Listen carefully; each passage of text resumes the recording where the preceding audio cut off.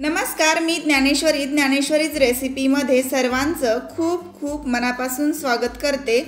आपण एका जुन्या फाटलेल्या चटईचा पुनर्वापर कसा करायचा आणि त्यापासून अजून एक घरगुती अशी सीट मॅट कशी तयार करायची किंवा बसण्यासाठीची चटई कशी तयार करायची ते बघत आहोत। जुन्या साडीचा इथे पुनर्वापर करणार आहोत आणि फाटलेल्या चटईचा बाजारामध्ये महाग अशा मिळणारे या सीट मॅट घरच्या घरी एका जुन्या आणि फाटलेल्या साडीपासून आपण बनवणार आहोत। एका साडीमध्ये 2 ते 3 अशा जाडसर छान चटया तयार करणार आहोत।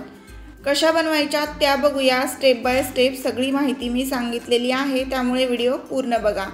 आणि इथे बघा, साडी थोडीशी फाटलेली आहे, त्यामुळे याचा वापर केलेला आहे।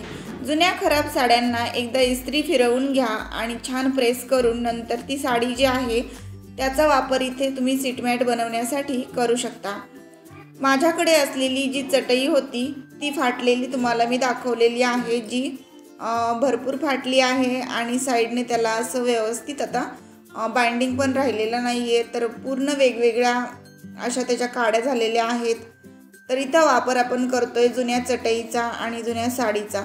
साडीचा जो पदराकडचा भाग आहे ना, त्याला मी असं फोल्ड केले डबल, आणि नंतर डबल फोल्ड असलेला जो पोर्शन होता त्याला सुद्धा डबल केलं। म्हणजे बघा, अगदी इथे 4 आणि 4 असे 8 लेयर तयार झाले। जसं आपण साडीची घडी करतो ना तशीच करायची, पण ही उभी घडी झालेली आहे। साडीची पदराची बाजू अशी फोल्ड केलेली मी। तर इथे 8 पदरी आपण हा पदर फोल्ड केला। पूर्ण साडी आता याच पद्धतीने आपल्याला पाठीमागं शिवत जायचं। आपण हे जे बसण्यासाठीचं आसन आहे तर हे हँडमेड बनवतोय, म्हणजेच ही चटई बनवताना कुठल्याही मशीनचा वापर आपण इथे केलेला नाही। त्यामुळे आपल्याला घरच्या घरी ही चटई कशी बनवायची आणि ती सुद्धा हाताने कशी बनवायची, हाताने शिवून, तर त्यासाठीच पूर्ण टिप्स मी सांगितलेल्या आहेत। नक्की बघा। दुहेरी दोरा मी सुईमध्ये असं ओवलेला आहे आणि सुई दोऱ्याने असं शिवून घ्यायचं आहे। सुरुवातीला एक गाठ बांधून घ्यायची दोऱ्याला, म्हणजे इथून स्टार्टिंग करता येते। खरं तर ही शिलाई जी आहे ती आपल्याला अशी हाताने अशी फक्त मोठ्या मोठ्या शिलाईनेच शिवायची आहे, म्हणजे फक्त हे निसटायला नको म्हणून आपण शिवून घेतोय। तर तुमच्याकडे जर मशीन असेल तर तुम्हाला इतका वेळ द्यायची पण गरज नाही, डायरेक्टली मशीनवरती ही स्टिच तुम्ही मारून घेऊ शकता, जेणेकरून तुमचं ही काम वेळेत आणि पटकन होईल। तर मी ते याला हाताने असं शिवून घेतलंय। आणि एकदा जर तुम्ही ही चटई साडीची बनवली तर तुमच्याकडे असलेल्या जुन्या साड्यांच्या जुन्या चटईचा तुम्ही सुद्धा रियूज करू शकाल आणि तुम्हाला सुद्धा या पद्धतीने चटई बनवता येईल। यामध्ये 3 वस्तू फक्त आपल्याला लागलेल्या आहेत। तर त्या 3 मुख्य वस्तू कोणत्या? फाटलेली साडी एक, जुनी फाटलेली चटई एक, आणि एक पिशवीसुद्धा आपण वापरलेली आहे, जी प्लास्टिकची असते किंवा मग कापडी असते, ती सुद्धा तुम्ही वापरू शकता पिशवी। तर आता मी इथे बाकीची साडी पण अशी शिवून घेतलेली आहे, अर्ध्यापर्यंत शिवली, कारण अर्ध्यापर्यंत शिवली तरी एक चटई छान तयार होईल। आता एका पिशवीमध्ये आपल्याला घ्यायचंय चटई, आणि चटई अशी फोल्ड करून, दुहेरी फोल्ड करून या पिशवीत घालायची। साईज आपल्या चटईची जी आहे ना त्या साईजनुसार पिशवी निवडा। एकदम छोटी घेतली तर ही चटई जी आहे ना आपण बनवणार आहोत ती खूप जास्त छोटी बनेल आणि मग त्याच्यावरती आपल्याला बसता येणार नाही। अजून या चटईचा वापर आपण खुर्च्यांवर वगैरे पण करू शकतो। आता थंडीचे दिवस आहे, खूप जास्त थंडी आहे, त्यामुळे काय होतं की हिवाळ्यामध्ये या चटईचा तुम्हाला नक्की खूप जास्त वापर करता येईल। आणि या चटईवर तुम्ही जर बसलात तर तुम्हाला लक्षात येईल की खूप जास्त नॉर्मल चटईपेक्षा आपली ही चटई जी आहे जाडसर तयार होते, वॉशेबल आहे, खराब होणार नाही। आतमध्ये घातलेली पिशवी आणि ही जुनी चटई जी आहे आतमध्ये ती सुद्धा खराब होणार नाही। तर हा बेस आपण तयार करतोय, याला सुद्धा मी मोठ्या मोठ्या अशा स्टिचने हातानेच शिवून घेतलंय बघा, कारण ह्याची ही बाजू जी आहे पिशवीची ती बंद करून घ्यायची। कुठेही पिशवी कट करायची गरज लागली नाही आहे किंवा चटई सुद्धा कट करायची गरज नाही। बाहेर विकत घेतलेल्या वस्तूंपेक्षा घरगुती बनवलेल्या वस्तू आपल्याला नक्कीच खूप जास्त दिवस टिकूनही राहतात।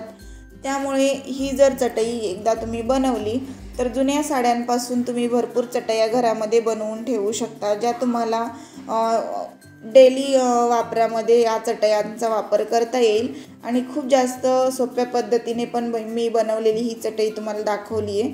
बघू शकता आता काय करायचं आहे की ही साडीची जी फोल्डिंग आपण बनवली होती 8 पदरी करून, तर ही साडी जी आहे ना तर त्याचं असं सुरुवातीलाच एक लेयर टाकून घ्यायचं आहे, एक पाठीमागून आणि एक समोरून। तर इथे आपण या पिशवीवरती अशी साडी टाकून ठेवली आणि थोडीशी एक्स्ट्रा कट केली, साधारण 1-2 इंच एवढी, आणि ती 2 इंच एक्स्ट्रा कट केलेली जी साईडची साडी आहे तर ती आपण आतमध्ये फोल्ड करणार आहोत। इथे बघा राहिलेला जो पोर्शन होता तो आपण आतमध्ये असा फोल्ड केला आणि त्यानंतर मग इथे आता शिलाई हातानेच आपण अशी मारून घेऊया। जर मशीन असेल तर झटपट पटकन शिलाई मारून होईल तुमची, आणि स्ट्रॉंग दोरा वापरायचा आहे। आता माझ्याकडे जो होता तो मी वापरलेला आहे, पण यापेक्षाही स्ट्रॉंग असा व्हाईट कलरचा दोरा मिळतो किंवा मग नायलॉन दोरा जरी मोठा असा मिळतो तो वापरला ना तरी चालेल, जो जाडसर असतो जरा, आणि त्या दोऱ्याने जर ही तुम्ही चटई शिवली तर खूप जास्त दिवस टिकेल सुद्धा। आणि नॉर्मल दोरा वापरत असाल तर 3-4 पदरी तरी दोरा करून घ्यायचा आहे, 4 पदरी तरी। आता इथे मी याचं टोकाचं जे पोर्शन होता तो शिवून घेतला, एका साईडचा पोर्शन, जेणेकरून आता ही साडी जी आहे ती हलणार नाही आहे किंवा ही पट्टी जागेवरून हलणार नाही। सेम पद्धतीने आता याच्या साईडला दुसरी पट्टी सुद्धा आपण लावून घेऊया। तर सुरुवातीला जी साडीची फोल्डिंग करून आपण पट्टी जोडून घेतली आणि शिवून घेतली, त्या सोप्या एका ट्रिकमुळे काय होईल की आता प्रत्येक वेळी आपल्याला या साडीवरती स्टिच मारायची गरज नाही आहे किंवा ही पट्टी सहज उचलायची आणि अशी लावायची आहे, आणि लावल्यानंतर जेवढी लागते तेवढी कट करून घ्यायची आणि त्यानंतर सुई दोऱ्याने याला असंच शिवून घ्यायचे, जसं मी सुरुवातीला तुम्हाला दाखवलं तसं। आडव्या पट्ट्यासुद्धा या आपल्याला जागच्या जागी राहाव्या आणि ते हलायला नको म्हणून शिवून घ्यायच्या आहेत। जर ह्याला व्यवस्थित आडव्या जरी आपण पट्ट्या शिवल्या ना तरी त्यामुळे काय होणार आहे की आपली आतमध्ये जी पिशवी आहे ती दिसून येत नाही, आणि ज्या कलरची साडी असेल त्या कलरमध्येच ही छान अशी चटई तयार होणार आहे। त्यामुळे आपल्याला ही जी साडी आहे ना तर त्याची बॉर्डर सुद्धा अशी वरतून येऊ द्यायची आहे, कारण ही बॉर्डर सुद्धा दिसायला खूप छान दिसते, आणि जिथपर्यंत ही बॉर्डर येईल तिथपर्यंत आपण लावू शकतो, किंवा मग या बॉर्डरच्या दोन्ही पट्ट्या आहेत ना त्या दोन्ही बाजूला लावल्या आणि सेंटरला तुम्ही प्लेन पट्ट्या लावल्या तरी देखील खूप छान डिझाईन तयार होईल। तर इथे माझ्या सुरुवातीला लक्षात आलं नाही, त्यामुळे दुसरी पट्टी माझ्याकडून डिझाईनची इथेच लागली गेली। तर ही पट्टी मी एकदम दुसऱ्या टोकाला लावू शकले असते, म्हणजे डिझाईनमध्ये जी पट्ट्या आहेत म्हणजे बॉर्डरच्या तर त्या साईडने गेल्या असत्या आणि आतमध्ये प्लेन साडी राहिली असती आणि डिझायनिंग छान झालं असतं आपल्या या चटईचं। तर तुम्ही बघू शकता या पद्धतीने मी याला अगदी हँड स्टिचनेच व्यवस्थित शिवून घेतलेलं आहे। हे निसटण्याची काही शक्यता नाही, जाडसर अशी स्टिच मारलेली आहे। नंतर मला जेव्हा यावरती स्टिच मारायचे असतील ना, शिलाई मारून घ्यायची असेल ना मशीनवरून, तर मी यावरती घेऊ शकते। आणि इथे तुम्ही बघू शकता जरासा जरी डिस्टन्स तयार झाला दोन्ही पट्ट्यांच्या मध्ये तरीसुद्धा पांढऱ्या कलरची पिशवी आतमधली दिसून येते। तर हीच काळजी आपल्याला घ्यायची आहे शिवताना, की आपण आडव्या जेव्हा पट्ट्या शिवणार आहोत तेव्हा या स्पेसला क्लोज करायचं आहे आपल्याला। बॅक साईडने पण बघायचं की आपल्या पट्टीमध्ये कुठेतरी असं डिस्टन्स तर होत नाही ना, तर हे बघूनच आपल्याला याला शिवून घ्यायचं आहे। इथे ऑलमोस्ट आता मी सगळी तयार झाल्यानंतरच तुम्हाला ही चटई दाखवते, आणि हा बघा हा स्पेस मी क्लोज करून घेणार आहे। इथे सुद्धा आडवी शिलाई मारते आणि नंतर पूर्ण चटई बनवून तुम्हाला आता दाखवते। साईडच्या स्ट्रिप्स पण सेम तशाच बसवायच्या आहेत, पण त्याला काही बॉर्डर नव्हती माझ्याकडे, त्याच्यामुळे मग जिथपर्यंत बॉर्डर होती ती बॉर्डर बसवली आणि मी सांगितलं तसं तुम्ही हवेत त्या पट्ट्या बसवू शकता, एकानंतर एक कोणतीही बसवा। आतमध्ये प्लेन आलं तरी चालेल, साईडला बॉर्डर गेली तर छान वाटेल। आतमध्ये जी पिशवी आहे आणि आतमध्ये आपण जी जुनी चटई घातली त्यामुळे ह्याला खूप जास्त जाडसर असा थर तयार झाला आणि ते खूप जास्त स्ट्रेटनेस पण त्यामध्ये आला। म्हणजे ही जी चटई आहे किंवा ही आपण बनवलेली सीट मॅट आहे ना, ती अशी पटकन फोल्ड देखील होत नाही। जशी आपण नॉर्मल साडीची बनवतो तेव्हा त्याची घडी होते ना, तसंही होत नाही, कारण याची फोल्डिंग पटकन होणार नाही। यामध्ये आपण जुनी चटई वापरली म्हणून याला स्ट्रेटनेस छान आहे। तर नक्की तुम्हाला आवडली असेल अशी आशा करते. आवडली असेल तर तुम्ही पण बनवून बघा. जुन्या चटईचा पुनर्वापर होईल आणि जुन्या साडीचा सुद्धा.